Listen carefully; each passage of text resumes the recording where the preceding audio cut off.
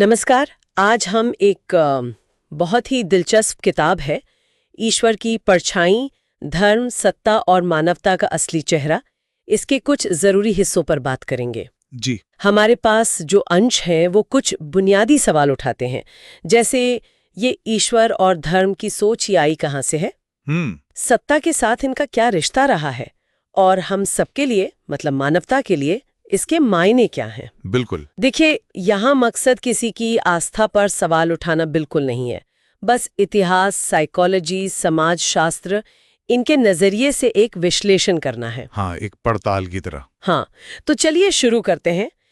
किताब की शुरुआत ही एक बड़े सवाल से होती है। क्या ये जो ईश्वर का विचार है, ये हमारी अपनी कोई अंदरूनी असुरक्षा या शायद किसी बड़े मकसद की तलाश उससे पैदा हुआ है? जी, और साथ ही ये सवाल भी कि अगर कोई सर्वशक्तिमान ईश्वर, तो फिर दुनिया में इतना अन्याय क्यों दिखता है, इतना दुख, इतना भेदभाव। हाँ, और उसका होना इतना साफ क्यों नहीं है, ये भी एक सवाल है। बिल्कुल। और यहीं पर किताब की एक दिलचस्प बात सामने आती है। वो बताते हैं कि कैसे शायद शुरुआती इंसानों ने, मतलब प्रकृति का डर था, मौत का खौफ था, चीजें समझ नहीं आती थी, अच्छा। तो हो सकता है उन्होंने अनदेखी ताकतों या देवताओं की कल्पना कर ली हो। हाँ। और फिर समाज को एक सिस्टम में लाना, कुछ नैतिक नियम बनाना, इस जरूरत ने भी शायद धर्मों को जन्म दिया। अच्छा, तो ये जरूरतें थीं, लेकिन फिर ये विचार फैले कैसे, मतलब एक से दूसरे तक? हाँ, ये बहुत जरूरी सवाल है। असल में स्रोत कई धर्मों के उदाहरण देते हैं।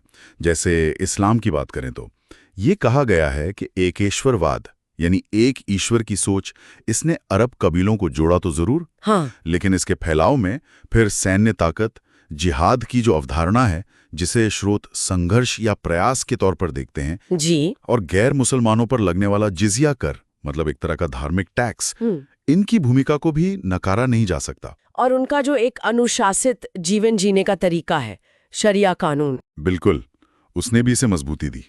और ईसाई धर्म वो कैसे फैला, वो तो बिल्कुल अलग कहानी लगती है। हाँ, बिल्कुल अलग। किताब बताती है कि जीसस का संदेश, उसने तो शुरू में व्यवस्था को चुनौती दी थी। उनके फॉलोअर्स को तो काफी मुश्किलें झेलनी पड़ी शुरू में। हाँ, सुना है। लेकिन बाद में जब रोमन सम्राट कॉन्स्टेंटाइन ने समर्थन दिया और फिर तो उसे साम्राज्य का धर्मी बना दिया गया, ओहो। तब तो तस्वीर ही बदल गई। रोमन साम्राज्य का जो पूरा ढांचा था, उनका संगठित प्रचार तंत्र, उसने इसे दुनिया भर में फैलाने में बहुत मदद की। अच्छा। और इसी तरह बौद्ध धर्म का भी जिक्र है। जी हाँ। बौद्ध धर्म जो भारत में उभरा, जाति व्यवस्था के विरोध में, करुणा के संदेश के साथ। लेकिन किताब के मुताबिक उसे असली ताकत मिली सम्राट अशोक के संरक्षण से। अच्छा, राजा अशोक। हाँ, उन्होंने अपनी राजकीय शक्ति का इस्तेमाल किया इसे भारत से बाहर दूर दूर तक पहुंचाने के लिए। तो मतलब सत्ता का हाथ यहाँ भी था। जी। और फिर हिंदू धर्म की बात आती है, जो थोड़ा अलग है। कैसे? इसमें कोई एक संस्थापक नहीं है, ये तो कई अलग अलग परंपराओं का, आप कह सकते हैं, एक मिश्रण है। अनगिनत देवी देवता हैं, पुराण हैं, रामकृष्ण जैसे अवतारों की कहानियां हैं। हाँ, वो तो है। पर यहाँ भी जाति व्यवस्था की मौजूदगी, और राजाओं ने कैसे धर्म का इस्तेमाल अपनी सत्ता को सही ठहराने के लिए किया, इसका जिक्र है। जैसे मंदिर बनवाना, पुरोहितों को दान देना वगैरह। ये सब जानकर ना एक बहुत ही पेचीदा सवाल मन में आता है। इन स्रोतों में इस बात पर जोर है कि जिन लोगों को बाद में ईश्वर, अवतार या पैगंबर माना गया, जीसस हो, मोहम्मद, बुद्ध या राम और कृष्ण की कहानियों के नायक, उनका अपना जीवन तो संघर्षों से भरा था और उनका अंत भी अक्सर दुखा दिया, बहुत आम इंसान की तरह हुआ। जी। ये बात थोड़ी चौंकाती है ना? अगर उनमें सचमुच दैवीय शक्ति थी तो फिर ऐसा क्यों? स्रोत क्या कहते हैं इस बारे में? हाँ, आपका सवाल बिल्कुल सही जगह पर है, और इन स्रोतों का मुख्य तर्क यही है कि इन व्यक्तियों का जो दैवीकरण हुआ और उनके धर्म जो इतने फैले, वो अक्सर उनके अनुयायियों ने उनके जाने के बाद किया। अच्छा, उनके जीवन काल के बाद? हाँ, इसमें बाकायदा संगठित कोशिशें थीं। लेखक इसे एक तरह की मार्केटिंग भी कहते हैं। मार्केटिंग मतलब जैसे पूजा की जगह बनाना, मंदिर, चर्च, मस्जिद, उनकी प्रेरणा देने वाली कहानियां गढ़ना, लोगों को सामाजिक फायदे पहुंचाना, और हाँ, राजनीतिक ताकतों से गठजोड़ करना। तो धर्म और राजनीति की साझेदारी। हाँ, किताब यही दिखाती है कि ये साझेदारी शायद दोनों के लिए ही फायदेमंद रही। तो अगर ये सब काफी हद तक इंसानी कोशिशें हैं, तो फिर हमें ईश्वर या धर्म की जरूरत महसूस ही क्यों होती है, ये सवाल तो उठता है। बिल्कुल उठता है। और किताब के अनुसार इसका सीधा ताल्लुक हमारी कुछ बहुत गहरी मानवीय जरूरतों से है। जैसे मौत का डर, उससे निपटना, जीवन का कोई मतलब ढूंढना, सही गलत का फैसला कैसे करें उसके लिए कोई गाइडेंस पाना, अनिश्चितता में एक सुरक्षा का एहसास, और एक समुदाय से जुड़ना। हाँ, और सबसे बढ़कर एक समुदाय का, एक अपनेपन का हिस्सा बनना।